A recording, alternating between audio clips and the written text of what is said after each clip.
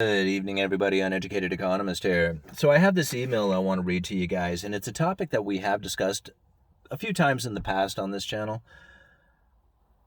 But it's a really good topic, and I still find people ask me in the comments section or send me emails talking about this particular topic. And I figured that, it'd be a good idea to come out here and just, have another discussion about it. But let me read the email. And the gentleman asked me not to give his name, so I feel that we should give him some sort of name. We'll just call him Jay. I found your channel a couple of months ago and love it. I've learned a great deal and have gone back retroactively to view your past podcast. Thank you so very much for sharing your wisdom.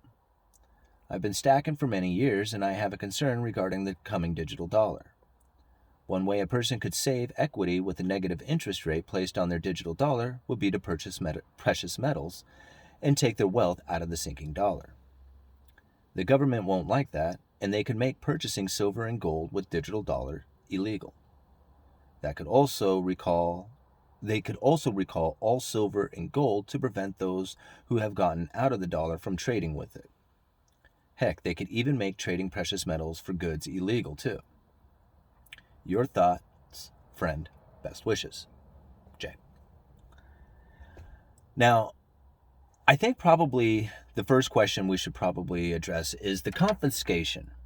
Now, the one thing that I have learned from all the years that I have watched the law enforcement deal with things that people want that are illegal, it just leads me to believe that if you want to add some real value to something, take something somebody wants and make it illegal. Drugs, guns, prostitution, gambling, it doesn't matter what it is. If people really want it and you make it illegal, the risk goes up and the reward gets huge. So does the cost. So when it comes to confiscation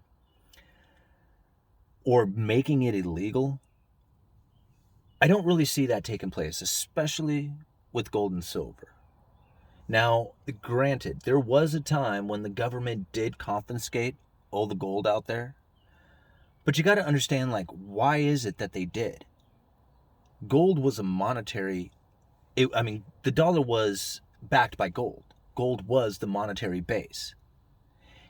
And the Federal Reserve had been introduced 20 years earlier and just completely screwed up the monetary system. Now, of course, if you go and listen to the Federal Reserve, it wasn't their fault who did it, but it was obviously there was too much money had been printed, and they had to recall in all the gold. Because if people had gone down with all the dollars to pick up the gold, there wasn't enough gold to cover all the dollars. So the government says, okay, you all have to turn in your gold.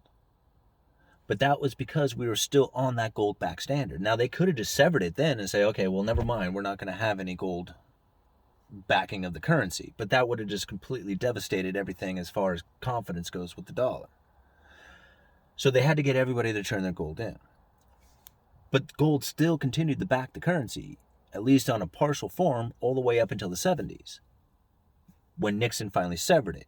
When he did sever the gold standard from the dollar, gold all of a sudden became legal to own again. It was no longer backing the dollar. So if they were to confiscate gold in the same manner that they did before, they're basically saying that they are going to take gold back to the standard for the dollar, which I don't see that happening. So since they're probably not going to use gold as a standard for the dollar, most likely they're not going to confiscate it either. Neither gold nor silver. However, if they do have this digital dollar in play, they can make things illegal to purchase with it. That, in my opinion, would be very damaging to the digital dollar. See, if you want people to accept it and use it, especially if you have two different currencies in play, then you have to make one just as good as the other, if not better than the other. And if you introduce one and say, you cannot do all these things with it, then they're going to be like, yeah, right, I ain't touching that stuff. But if they say, no, you can do anything you want with it, and you try to do something or anything you want with it, and you find that you can do anything you want with it. You want to give it to another person, a complete stranger, you try it and you use it, and it works just the same as if it was cash. And even if you did something that was questionable, Nothing happens. How much confidence would you have in that digital dollar? The longer that went on, where nobody got in trouble, nobody had any problems buying whatever they wanted, nobody had any problems giving it to whoever they wanted to, there was no issues whatsoever. It behaved just as if it was any other dollar out there or any other debit card or credit card or however you want to look at it. Well, people would just give up using the folding dollars, especially if there was a fee to use it. You had a fee to deposit dollars and you had a fee to pull it out. When there's no fee attached to the digital dollar, well, how much cash would you keep? If the store was like, well, if you use cash, you have to pay in a little bit extra because of the nuisance fee that basically the banks charge on it for deposits and withdrawals. People would just move on over to the digital dollar, especially if they could do anything they wanted with it. Precious metals, gold, silver, alcohol, tobacco, gambling, whatever you want. They don't, hey, it's your dollars. You do what you choose. As time goes on and the dollars leave the system and all that's left is the digital dollars, well, then you can start putting some pressure on it. We don't really want it being used for certain activities. Don't want it being used outside of this particular country or maybe inside of this particular country. So all of a sudden, when the cash is out of the system, now you have something that you can control, especially if it's years down the road, say even a generation down the road. Like all of a sudden, kids grew up without anything other than digital dollars. Like they don't even understand the idea of cash. It was like this idea. You show them like old antique pieces of paper that says, yeah, this is what we used to use as far as trade, doing commerce. And they would giggle and laugh about it because they don't understand anything other than digital dollars. Once that generation has grown up, you can do whatever you want with the digital dollar at that point because there is no escape. But it's going to be a while. It's going to take a long time to get there. Here, let's read some of the other stuff that he was talking about. They could also recall the silver and gold. Yeah, we kind of covered that. And heck, they could even make trading precious metals and goods illegal. So we already talked about that. And that's what I'm kind of getting at when it comes to these digital dollars. It's not going to be anything that's going to be controlling at the beginning. Because if it did, it wouldn't work. They're not going to control it in the beginning. They're going to control it many years down the road, even generations later, when they really have control over it. The whole introduction of digital currency right now is to just get the people used to using it. The monetary policies that they're going to use for the time being are going to be these hardcore stimulus packages that get pushed out there. That's going to be their monetary policy until this digital dollar is up in play and can start pulling the cash out of the system.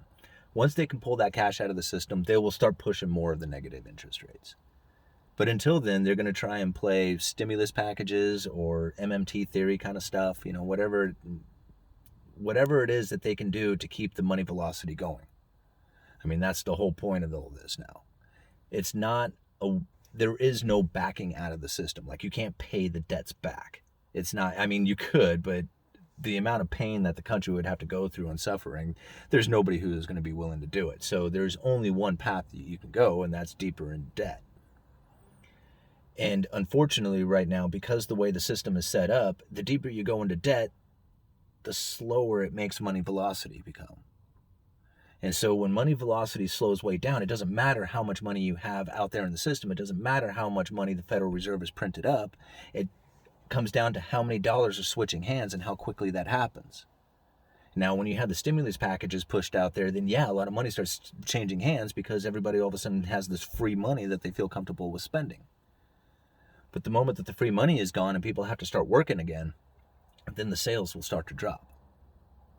Oh, you have to, like, everybody's talking about the inflation out there, right? All the higher prices on everything that's out there.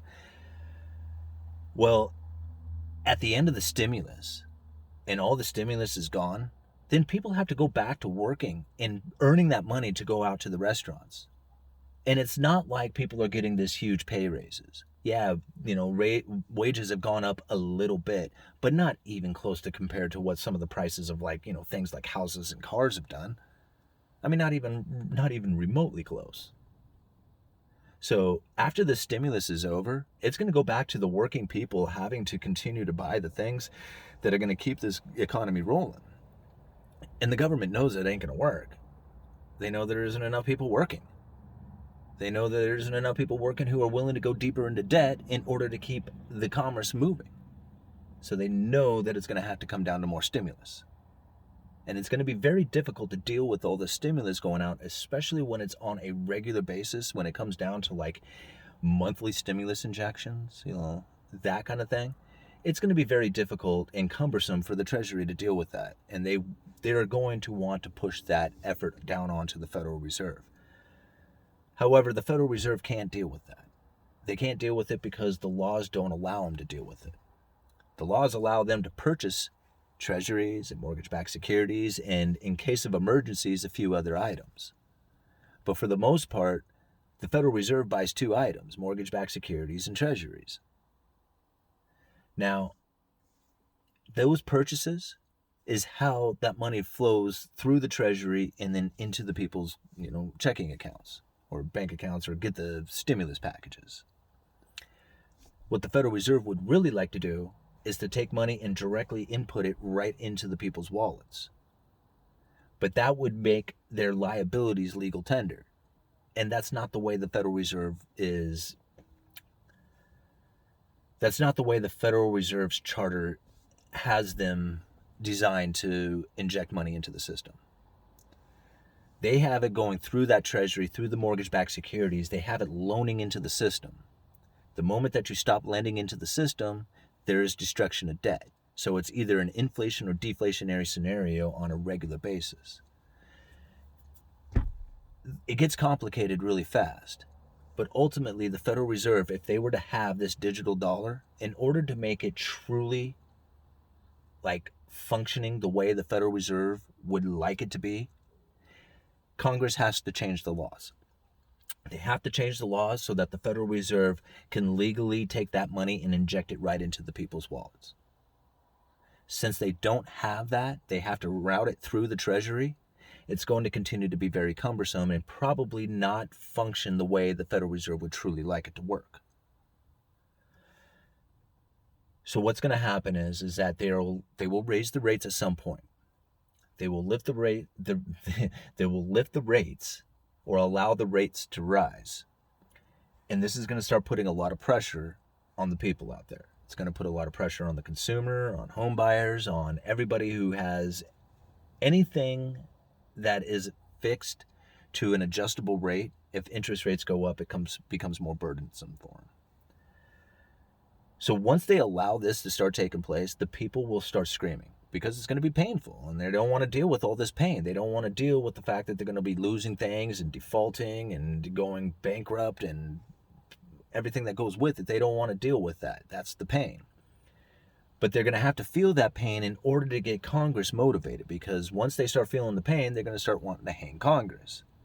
And once they start wanting to hang Congress, Congress will behave. They will start, doing things. And if part of that is getting the digital dollar into play, so that the people can get their stimulus a lot easier and faster, then that's what they're going to do. And that's what I see happening. But they're not going to just willy-nilly go over there and just like, hey, Federal Reserve, we're just going to give you all these extra powers. Here you go. They would be, the people would flip out if they did something like that. But if they were feeling pain, they would push them to do it. And that's what they're going to do. So if they can put the pain on the people, then the people will push Congress to change the laws of the Federal Reserve, and the Federal Reserve will have their way. That's how I see it going down. I'm going to leave it at that. That was a little bit long-winded. Sorry, guys. Uneducated Economist, you let me know.